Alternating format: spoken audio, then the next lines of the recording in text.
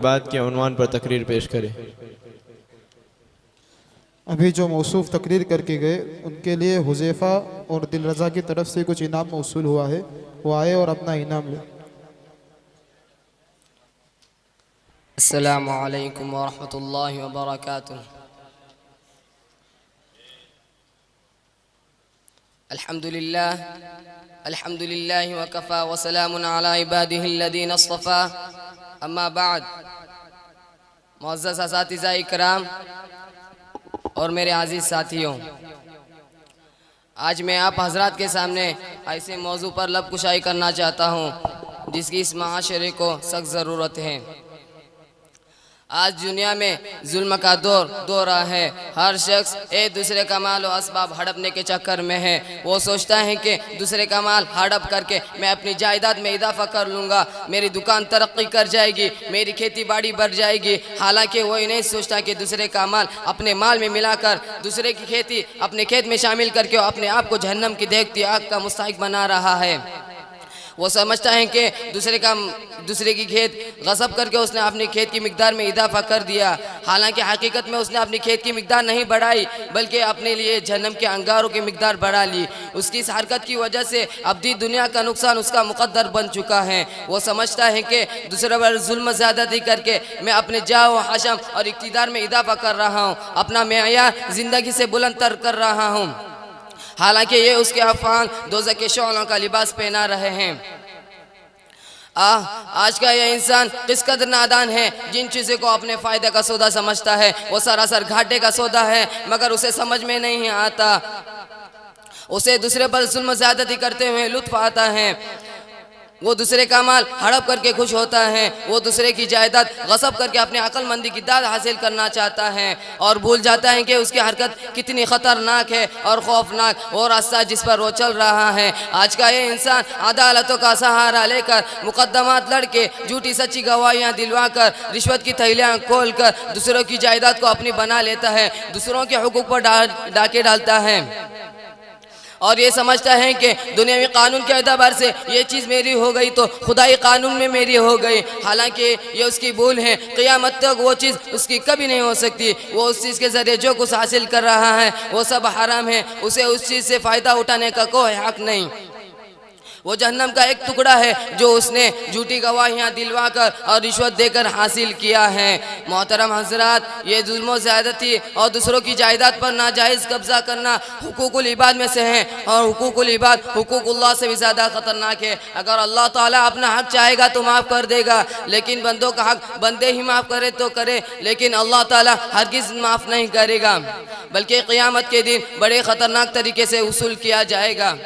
हज़रत अबू हुरैरा रज़ियल्लाहु अन्हु से मरवी है कि एक दिन रसूलुल्लाह सल्लल्लाहु अलैहि वसल्लम ने सहाबा इकराम रज़ियल्लाहु अन्हु से इरशाद फरमाया, अतदरून मनिल मुफलिस, क्या तुम जानते हो कि मुफलिस कौन है? सहाबा इकराम रज़ियल्लाहु अलैहिम अजमाइन ने अर्ज़ किया कि फ़ीना या रसूलल्लाह मन ला दिरहम वला मता, हम तो मुफलिस उसे को समझते हैं जिसके पास माल व मता ना हो।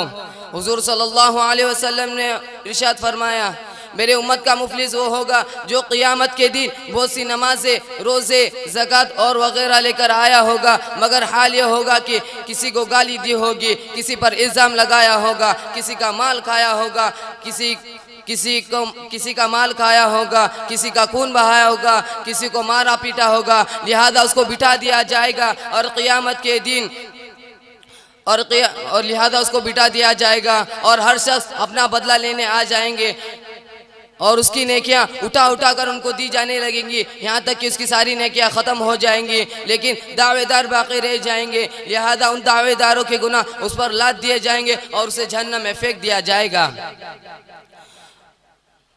मोहतरम हज़रात, आज हम ग़ीबत और चुगलखोरी में लगे रहते हैं, एक दूसरे पर तान व तशनी करते हैं, एक दूसरे पर तान व तशनी करते हैं, इत्तिहाम व बहतान लगाते हैं, एक दूसरे को सताने और नीचा दिखाने की फ़िक्र में लगे रहते हैं। ज़रा सोचिए, जब क़यामत के दिन उनके एवज हमारी नेकियां ली जाने लगेंगी तो हम किस लायक रह जाएंगे? हमारे ऊपर जब हमारे जुल्म के बदले मजलूमों की बुराइयां लादी जाने लगेंगी तो हम अपनी बेचारगी किससे फरियाद कर सकेंगे। खुदा भी हमारी कोई फरियाद ना सुनेगा, क्योंकि ये सब उसी के हुक्म से होगा और खुदा भी हक वालों को हक लेने से ना रोकेगा। इन्नल्लाह ला यमनउ ज़ा हक़्क़िन हक़्क़हू, इसीलिए हदीस शरीफ में है क़यामत के दिन हुकूक हकदारों तक ज़रूर पहुँचाया जाएगा, यहाँ तक कि बगैर सींग वाली बकरी के लिए सींग वाली बकरी से बदला लिया जाएगा। यानी जानवरों तक में भी मजलूमों की दाद रसी होगी। फिर भला इंसान अशरफुल मखलूक़ात होकर और बड़ी जिम्मेदारियों का अहल होकर इस कानून से कैसे मुस्तस्ना हो सकता है। उसकी पकड़, उसकी गिरफ्त तो सबसे पहली होगी। लिहाजा मोहतरम दोस्तों, हमें इन वाइदों से डरना चाहिए। दुआ करता हूँ कि अल्लाह ताला हमें हक वालों के हक को अदा करने की तौफीक अता फरमाए। आखिर में एक शायर करके अपनी तकरीर को ख़त्म करता हूँ।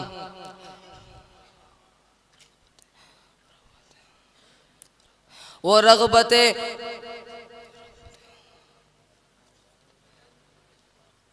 व आखिर दावाना अल्हम्दुलिल्लाह रब्बिल माशाअल्लाह। अब मैं इसके बाद वालिदैन का मकाम और हमारा मुआशरा इस उन्वान पर तकरीर करने के लिए अरबी अव्वल के तालिब इल्म अफ़ान इब्राहिम को इस शेर के साथ दावत देता हूँ। जो बुरी माँ की मशक्क़त उठा नहीं सकता, जो बुरी माँ की मशक्क़त उठा नहीं सकता, मेरा यकीन है जन्नत में जा नहीं सकता। वो चाहे कितना ही दुनिया कमा ले ए आबिद, वो चाहे कितना ही दुनिया कमा ले ए आबिद, ज़माने भर में वो इज़्ज़त कमा नहीं सकता।